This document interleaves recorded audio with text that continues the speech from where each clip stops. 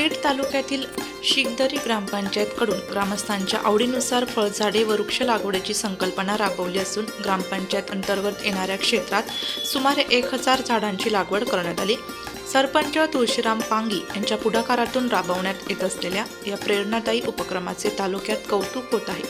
पेठ तालुक्यातील शिगदरी ग्रामपंचायतीत शिगदरीसह तांदळाची बारी व रायतळे समावेश आहे व वृक्ष लागवड हा उपक्रम राबविला असून आता गावपाड्यात तसेच जंगलात वृक्षांची संख्या वाढावी व निसर्गाचा अनमोल ठेवा जतन व्हावा यासाठी कुटुंबनिहाय व ग्रामस्थांच्या आवडीनुसार काही फळझाडे देत प्रेरणादायी वृक्ष लागवडीचा उपक्रम हाती घेतला आहे। यात आंबा, काजू, पिंपळपड असे आदी झाडांचा समावेश आहे। शिगदरी ग्रामपंचायतीचे सरपंच तुळशीराम पांगी यांच्या हस्ते वृक्ष लागवड करून या उपक्रमात सुरुवात करण्यात आली। या उपक्रमाला ग्रामस्थांनी उत्कृष्टपणे प्रतिसाद दिला।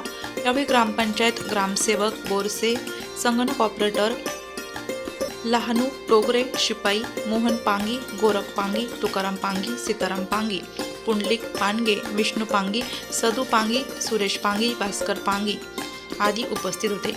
नाशिक लोकशाही न्यूजसाठी अशोक तांदळे, पेठ।